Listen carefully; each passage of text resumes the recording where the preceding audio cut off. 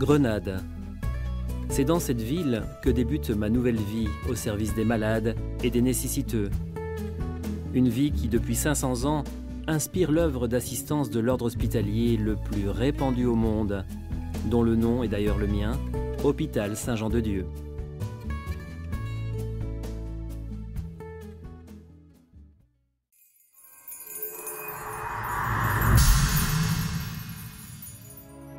Bienvenue à Grenade. Ce que jamais personne ne m'a jamais souhaité à mon arrivée ici. C'est dans cette ville que je me suis retrouvé après tant de péripéties qui ont commencé alors que je n'avais que 8 ans. Je vivais à Montemoro Novo, au Portugal, et avais décidé, en cachette de mes parents, de suivre un étranger qui m'avait fasciné en me racontant ses aventures. Naître à la fin du XVe siècle, tout juste 2 ans après la découverte du Nouveau Monde, voulait inévitablement dire absorber dès sa petite enfance le goût et la frénésie de l'aventure. J'ai parcouru des kilomètres et traversé l'Europe, suis arrivé en Afrique et combattu les guerres contre les Français et les Turcs et me suis livré à divers métiers. Mon arrivée à Grenade remonte à 1538. La ville se présentait à mes yeux turbulente et inquiète, pleine de dangers. Les rues grouillées de mercenaires, d'aventuriers, de mendiants, de prostituées et de voleurs. Mais c'est peut-être aussi pour ça que j'ai vite compris que Grenade serait devenue ma Grenade.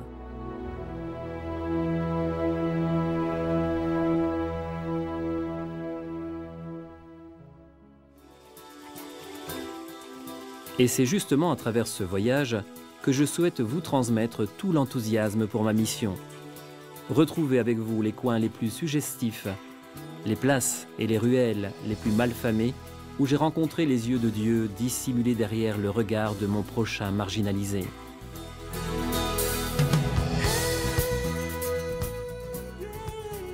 C'est de là que je partirai, de la basilique Saint-Jean-de-Dieu, de l'endroit où dans cette pièce appelée Camarine repose depuis 1757 ma dépouille dans une précieuse urne d'argent. Après ma mort, mon corps a été enterré dans l'église dédiée à Notre-Dame de la Victoire, qui appartient aux frères Minimes. Mais après ma béatification, survenue en 1750, le prieur de Grenade a décidé de faire construire une grande église et de m'y mettre. Tout près se dresse l'hôpital San Rafael, où encore aujourd'hui mes confrères et collaborateurs poursuivent l'œuvre que j'ai commencée, s'occupant des vieillards, des malades, des sans-abri et des enfants ayant des difficultés d'apprentissage. Mais poussons notre itinéraire plus loin. Nous voici dans la Calle Avenida, qui nous conduit vers la Plaza del Triunfo.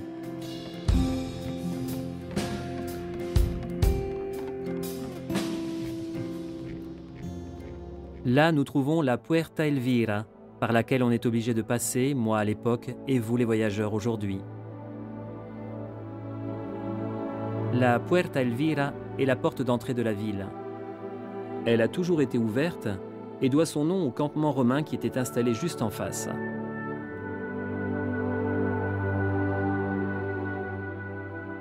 L'Elvira était à l'époque une des artères principales de Grenade, et sa largeur faisait d'elle un endroit idéal pour les étalages de fruits, de viande et de livres. C'est un endroit que j'apprécie particulièrement. Et c'est d'ailleurs là que je me suis rendu pour la première fois comme vendeur ambulant. Cette petite église a été construite en souvenir de mon œuvre, d'où l'inscription sur la plaque. Cette chapelle fut construite en l'honneur du père de la Charité Saint-Jean-de-Dieu, fondateur de l'ordre des frères hospitaliers. Elle fut terminée le 30 septembre 1880 et bénie le même jour par son Excellence l'illustrissime père Bienveni de Monzon. Pendant quelque temps, j'ai vécu dans un modeste logement de ce quartier de la ville, jusqu'au jour où ma vie changea du tout au tout. Je vous raconterai cet épisode en remontant avec vous la même rue de ce 20 janvier 1539.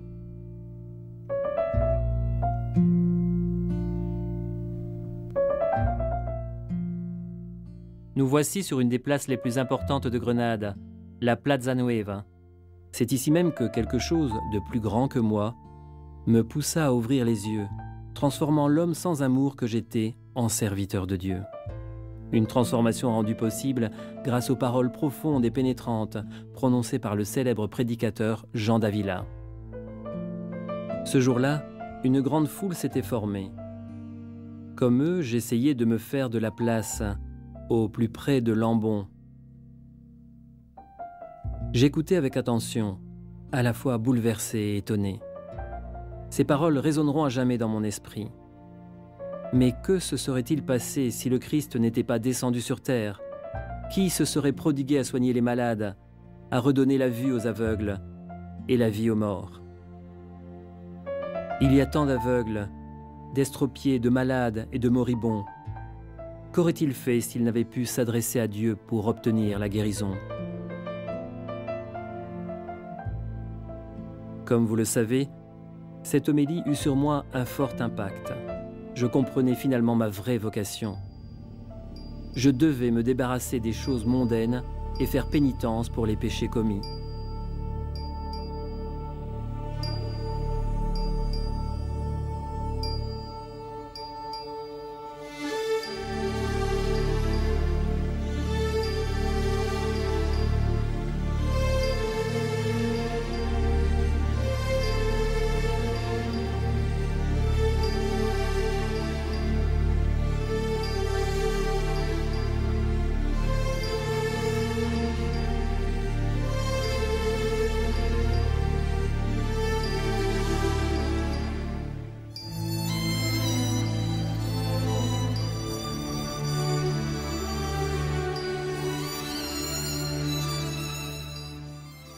Je quittai en courant les plaines de l'Alhambra et après avoir détruit tout ce qui me liait à ma vieille vie, me dirigeai vers l'Iglesia Mayor, une vieille mosquée devenue cathédrale et maintenant appelée Sagrario.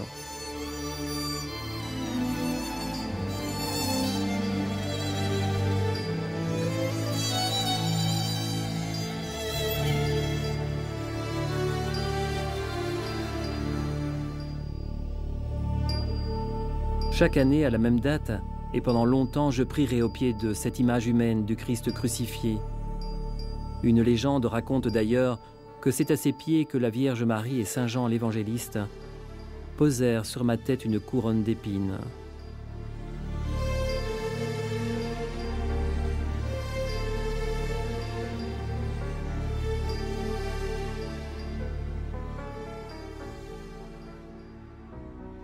Je vous montrerai maintenant l'endroit où j'eus ma première conversion avec Jean d'Avila, qui me fit la promesse de rester à jamais mon guide spirituel. Il logeait chez l'archevêque Monseigneur Gaspard de Avalos, dans la résidence diocésaine qui se trouvait dans le groupe de bâtiments occupant la partie sud de la place Alonso Cano. Si vous montez sur les marches du Sagrario et fixez ces immeubles, vous remarquerez une petite rue appelée Calle Libreros.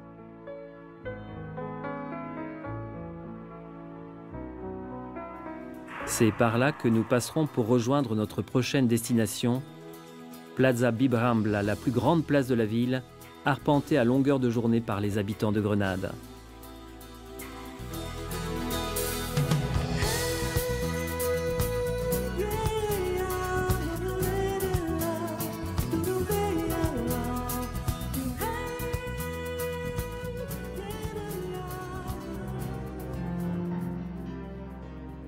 J'y allais souvent pour expier mes fautes.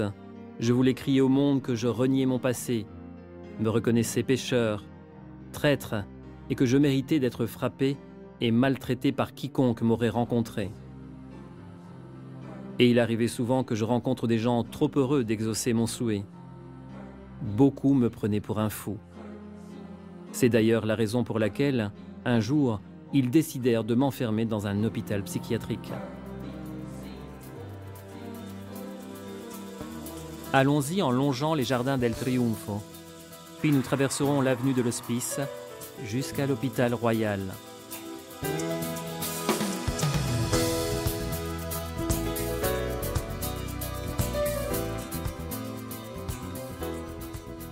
Cet hôpital a été fondé en 1504, voulu par les souverains catholiques qui, après avoir arraché la ville aux mains des morts, avaient pris la décision de construire des institutions chrétiennes pour mettre un terme définitif à l'influence arabe. L'hôpital pouvait accueillir 150 personnes, avec une priorité aux vétérans de guerre. Le bâtiment était grand et ses fonctions multiples, pas seulement médicales. Avec la mort d'Isabelle et Ferdinand, l'hôpital perdit de son importance et ne reprendra ses activités que sous le règne de leur petit-fils, Charles V, comme hôpital militaire essentiellement, mais avec un service réservé aux malades mentaux. C'est dans ce service qu'une poignée de mes concitoyens m'ont conduit ce fameux soir du 23 janvier 1539. Les infirmiers m'avaient immédiatement appliqué le traitement prévu pour ce type de problème. Fustigation et rouage de coups. Puis il m'avait enfermé dans une cellule que je vous emmène maintenant visiter. La porte est formée d'épaisses planches de bois. À l'intérieur sont conservées beaucoup de mes bibliographies écrites en tant de langues. Remarquez l'inscription sur le haut de la porte. Dans cette cellule fut emprisonné et roué de coups Saint Jean de Dieu, vendeur de livres, est devenu fou pour Dieu. Heureusement, tout ceci n'est plus qu'un vieux souvenir, car le bâtiment abrite aujourd'hui le siège d'un centre d'études de l'Université de Grenade. Le 16 mai de la même année, je suis sorti de l'hôpital et me suis rendu d'abord à Baeza, puis à Guadalupe. Après cette triste parenthèse, j'ai pu finalement respirer l'air libre de Grenade.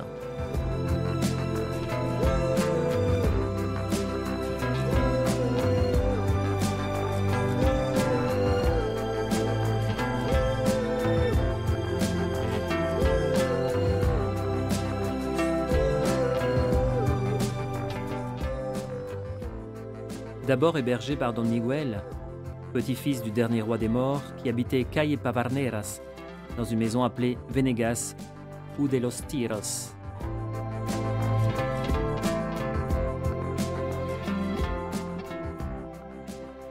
J'ai vite compris la magnanimité de mon bienfaiteur et ramené chez lui les pauvres que je ramassais dans la rue.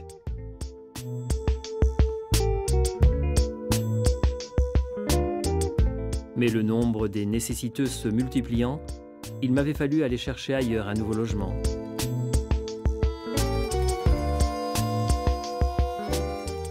Suivez-moi. Par cette rue, nous descendons la Gran Via des Colonnes, jusqu'à la Calle Sant'Agustín, en restant sur le côté droit.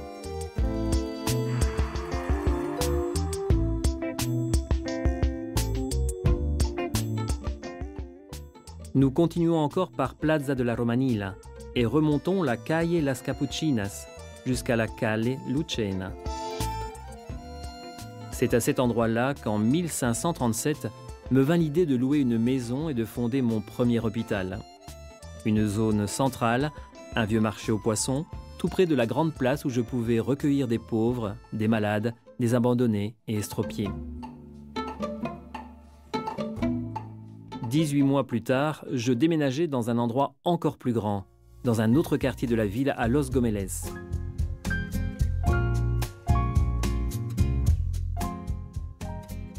Durant le trajet, je vous montrerai d'autres lieux que j'aimais bien. Par ordre d'importance, je dirais que cette rue revêt un rôle particulier. Nous voici dans la Calle de las Colchas, à l'endroit même où l'ordre hospitalier de Saint-Jean-de-Dieu connut ses débuts.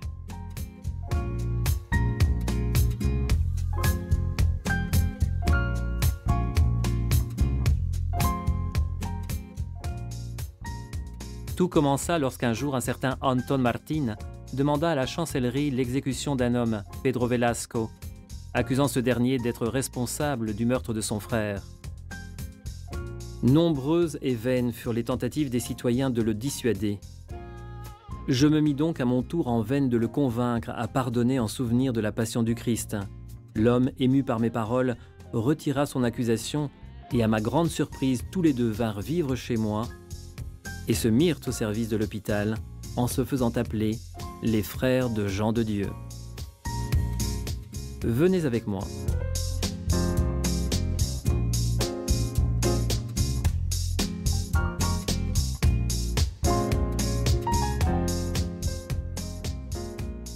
Voilà, nous sommes arrivés à ce que tout le monde appelle mon deuxième hôpital. C'est ici, au numéro 45, aujourd'hui occupé par un magasin de souvenirs, que nous avons acheté avec l'aide de quelques amis le vieux couvent de Calle de los Gomeles. Cet immeuble est aujourd'hui un petit bloc d'appartements regroupés autour d'une cour. Sur le patio, une plaque fait mémoire de mon œuvre en ces lieux et indique l'année de mon transfert.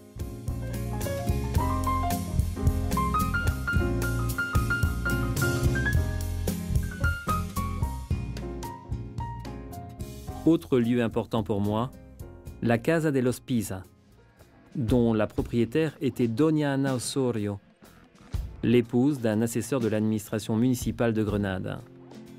En 1927, l'ordre hospitalier de Saint-Jean-de-Dieu entrera en sa possession. Comme vous le voyez, il abrite aujourd'hui les salles d'un musée, où il est possible de visiter la pièce dans laquelle je partis rejoindre le Seigneur. Vous remarquerez l'inscription, ce lieu est un lieu saint.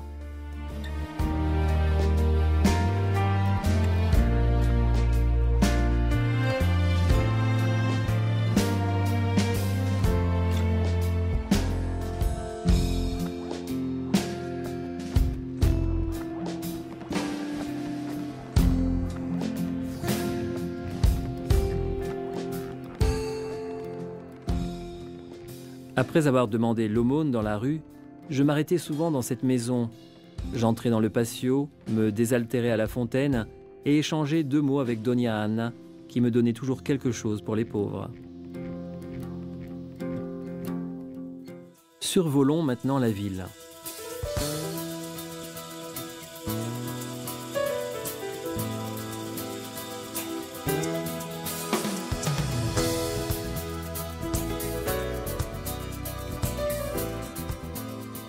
Passons un petit moment sur la Plaza Mariana Pineta, à l'endroit même où chaque vendredi, j'allais trouver les prostituées qui vivaient dans cette partie de la ville.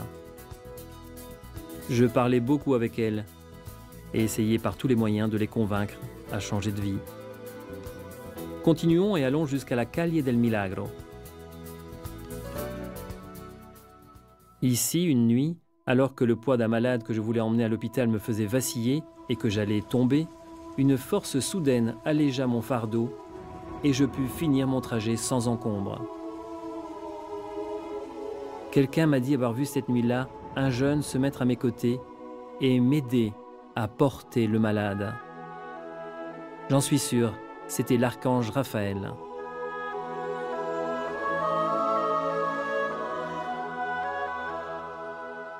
Mais il m'arriva un autre fait miraculeux. Retour à l'hôpital royal. C'était la nuit du 3 juillet 1549. Un incendie avait éclaté. Il était si brutal, si violent, que tout le bâtiment risquait de brûler. Dès que je sus la nouvelle, à la seule idée de savoir ces créatures en danger et tous ces membres souffrants exposés aux flammes, je me suis élancé à leur secours. Je connaissais bien l'endroit. J'avais tant souffert. J'avançais d'un pas décidé et courais dans les escaliers. Seul un fou pouvait s'aventurer dans un tel enfer.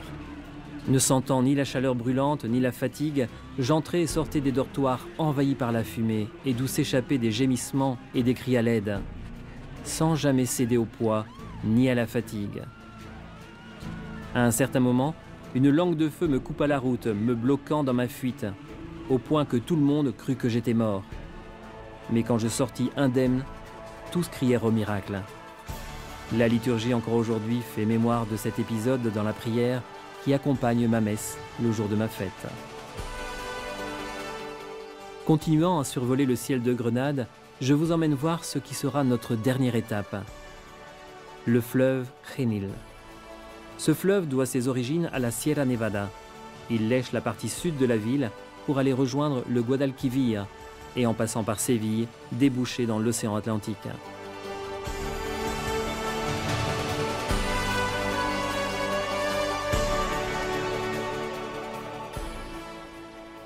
Au début de l'année 1550, j'étais déjà très malade, mais avais décidé de me rendre quand même sur les bords du fleuve en crue qui transportait du bois et le rejetait sur sa rive.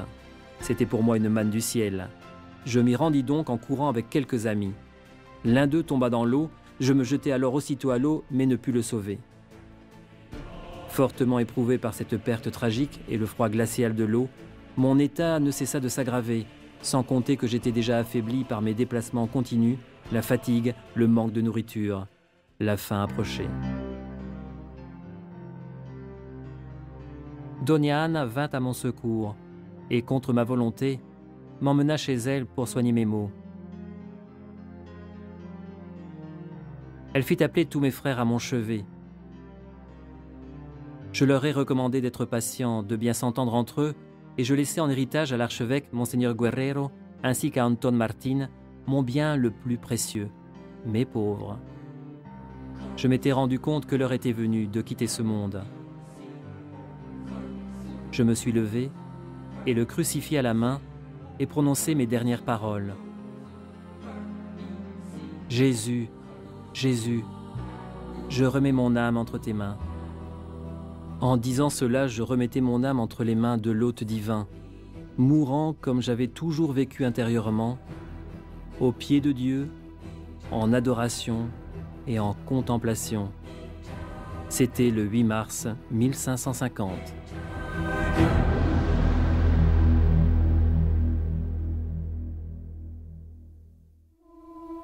Les années suivantes, l'exigence de transférer l'hôpital dans les nouvelles structures près du monastère des Frères de l'Ordre de Saint-Jérôme se fit de plus en plus sentir. Ainsi, le 24 janvier 1552, le déménagement se concrétisa et une magnifique procession, constituée de malades et de pauvres, s'ensuivit, puis une cérémonie solennelle, au cours de laquelle la structure reçut son nom, l'hôpital des 5 plaies, même si les gens continueront à l'appeler l'hôpital de Jean de Dieu. Au XIXe siècle, en Espagne, tous les ordres religieux furent supprimés. L'hôpital passa dans les mains de l'État et fut géré par le ministère de la Santé, transformé en centre médical, doté de divers services. En 2007, l'édifice est retourné aux mains de l'ordre et mes frères retournèrent en possession d'une part importante de mon héritage. Entrons dans l'hôpital. Le projet général reflète les caractéristiques des autres édifices construits par la suite par mes disciples dans d'autres régions de l'Espagne et dans le Nouveau Monde. 1 ou 2 patios, entourés de 4 côtés à 2 étages. Dans la zone principale, 26 panneaux illustrent des épisodes de ma vie quotidienne ou sont imaginés.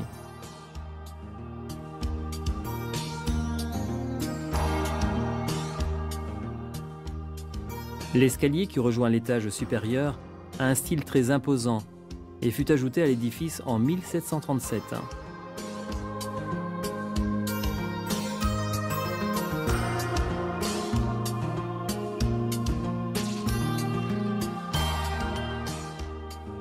Les 2 salles du musée de l'hôpital étaient autrefois la salle capitulaire et l'oratoire du père Ortega. Y est encore conservé l'autel transportable que les souverains catholiques emportaient avec eux sur les champs de bataille.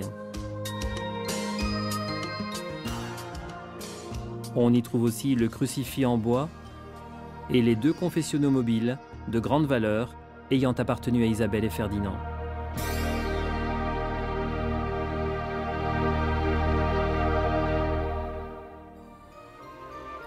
Nous voici au bout de notre voyage. C'est avec beaucoup de joie que j'ai partagé avec vous l'émotion de revivre ces lieux qui me sont si chers. Le temps était court et Grenade aurait besoin d'un séjour plus long. Vous n'avez vu avec moi que le début de la grande mission hospitalière. Le fil de la tradition ne s'est pas brisé.